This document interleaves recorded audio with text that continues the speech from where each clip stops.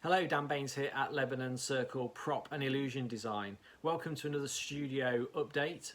The last video that I did was so popular I thought it only seems right to do another one so I can give you a bit of a guided tour and show you some of the new props that I'm prototyping at the moment, some new artifacts and products for 2021. Give you a bit of a close-up so you can see what's happening. Before we do that though, I'd like to say thank you to all of my customers who placed an order in September. It seems way back now, but your orders and your patience helped keep Lebanon Circle afloat. As you're all aware, those orders are now completely out of the studio. Everything is complete and shipped. If you've not received it, it should be hitting your doorstep any moment now. So without your custom, I obviously couldn't continue doing this. So once again, thank you, and your custom and your friendship and patience is greatly appreciated. And one thing I have learned throughout the last few months is that I'm not a night person, so burning the midnight oil isn't for me, so working till 3 in the morning doesn't achieve anything. But I have learned that waking up at 4 AM and getting 4 hours worth of work done before the children and my wife wakes up is brilliant. I mean, that I'm now a complete convert. I'm now an early morning person. I'm up at 4 o'clock every day, and just having those 4 hours to myself or to work really sets the day off to a good start. So I feel like my productivity and my enthusiasm and motivation is kind of through the roof at the moment as well, which is unusual for such crap times. So let's not waste any more time. Let's go over and have a look and see what's happening in the studio. Right, what we're looking at here is the prototype version of the Hands of the Necromancer. This is an effect that's been in the pipeline since about September last year, and it's a collaboration between myself and Michael Diamond. We've kind of worked on the routine together and some of the parts of the scripting and the story that goes with it. But the basics of it is these hands are used to resurrect dead things, obviously the hands of the Necromancer. So these Egyptian mummified hands are going to be used in a performance where you bring dead things back to life. Now the intention is to use live objects, so like locusts, which is obviously very suited and apt for an Egyptian themed performance. But what's going to happen is at the beginning of the routine, the spirit of the Necromancer is going to be summoned into the room. What we've got here is a selection of Canopic Jars. These are 3D printed ones. But what will happen is these will actually contain the spirit of the Necromancer, and it will be placed onto a board similar to this. It's not exactly the same. There's a lot more that's going to be developed. All we're looking at the moment is the hands and the jar. But at the beginning of the routine, a spectator is invited up onto the stage and a ritual is done, and the spirit of the Necromancer is seen to rise from the actual jar itself. And once the spirit of the Necromancer has been summoned, it can then be used to bring a few objects back to life. Now, obviously, you can use locusts, or you can use, for the more vegetarians or people who are a bit more animal friendly, you can use seeds, so you can make seeds germinate. But the intention is to have the spirit visually rise from the Canopic Jar. And at the end of the routine, obviously, when you've revealed the dead creature or the seeds have germinated or the creature has come back to life, the jar is then used to actually capture the spirit of the Necromancer back into the jar and put the lid on.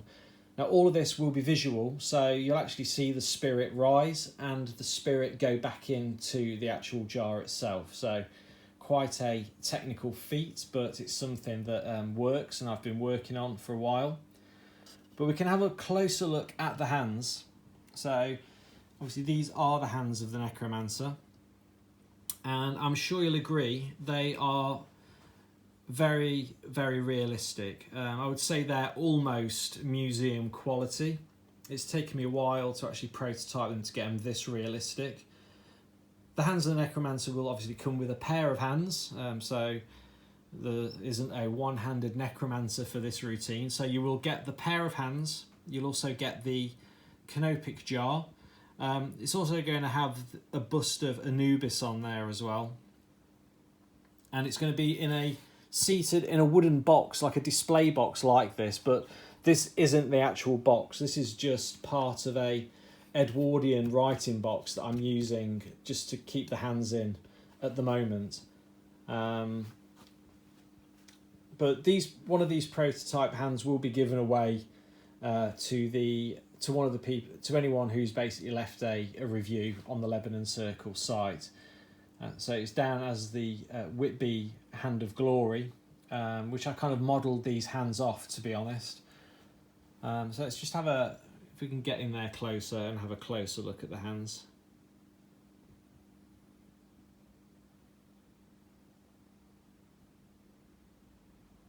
There we go. The finest set of mummified hands you will ever see. So the hands of the Necromancer should be out towards the beginning to mid-April. There's a few things we need to do, and also film a performance video. I think the actual spirit escaping from the jars is probably going to be the most visually exciting addition to Bizarre Magic that's been seen in a long time, so it's going to be quite exciting. So keep your eyes out for this effect. Let's have a look, see what else we've got on the desk.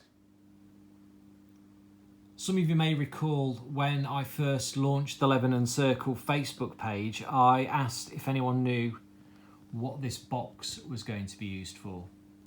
It was empty at the time, and some people got it right. But what it actually is going to be used for is the base box for a Victorian style doll's house, a haunted doll's house. Now this doll's house, which I have here, is a prototype doll's house I made many, many years ago. And it's been sat in the studio ever since, gathering dust. And as much as I love it, there's a few things I need to change on it, but it's just been sat around and I've just been so busy working on other projects that I've just kind of neglected this project. But I thought 2021 is the perfect year to start looking at the haunted doll's house. We're going to have a closer look at it in a moment, but the actual interior is completely empty. The whole idea is, though, that the interior is going to be filled with all sorts of wonderful gadgets and gimmickry for your performance. The doll's house that I have in mind that's going to go on this box is actually going to be a more traditional American looking house. So the type like you would see in Lock and Key or The Haunting of Hill House. Just because when you turn it around, the way it's sort of architecturally designed, it just gives you a better way of splitting up the interior of the house, whereas this house is a little bit higgledy-piggledy and all over the place. But what we'll do is we'll just drag it over and we'll kind of have a look inside and just have a closer look at some of the details of the house. So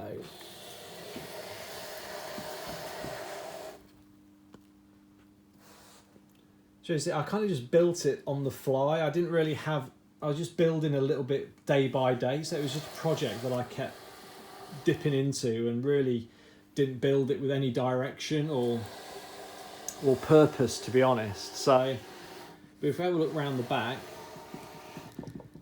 we can have a look inside.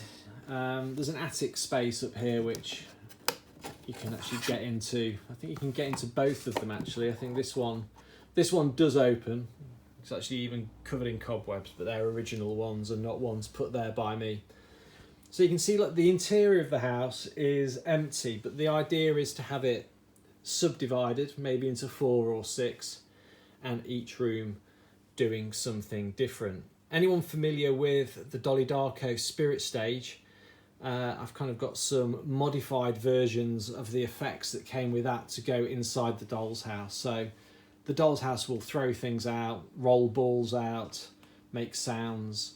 I've got quite a few ideas written down. So as you can imagine, a project like this is quite extensive. So it's not going to be a product that is going to be sort of made in the hundreds. You know, you're looking at maybe 5 to 10 copies of this trick or this, you know, effect being made. So it's in terms of like the ectometron, it's going to be sort of that level of production. There's not going to be many of them made, so I think if you're interested in something like this, then it's probably best to drop me a line, and I'll start putting together some sort of waiting list. But the house will look very different to this, just to keep you, just to make you aware that it's not going to be this design. This is just a prototype that I've been making for my own personal pleasure, really, just experimenting with materials. The way it's been painted or panelled and the windows, they will translate over to the finished product, but this is really just a test piece, just to try different things and see how things look. But as I say, it's been sat on the shelf for best part of 5 years now, so I thought it's best I actually bring it down. The base box, as you can see, this doll's house doesn't really fit on this base box, because I kind of made the base box a long time after, and it's not designed for this. It's just pure chance that it actually sits on top and doesn't fall through. But the base box, which is quite a familiar thing, if you look at Victorian dolls' houses, they do come on sort of a display plinth like this. This will hold all of the your electronics. I'm also going to make it so it's easy to transport as well. So if you're a performer who travels, the house will split down into maybe 3 or 4 parts and then just stack back together. So you'll be able to pack it away and travel and not worry about damaging it, or just trying to get it into a suitcase or something. It's going to be easy to transport. So there we go. That is the 2 items that I'm working on at the moment. There is actually a third one which I don't have any news on yet, but hopefully during the next video update we can take a look at that, which is another collaboration between myself and Michael Diamond. It's quite a fun one, and it involves the audience, and it'll get a lot of laughs, but it's also a very, very cool prop as well, so keep an eye open for that. So there we go, that kind of finishes today's video update. If you get any questions, just leave them in the comments below, and thanks once again for your support and custom. See you soon.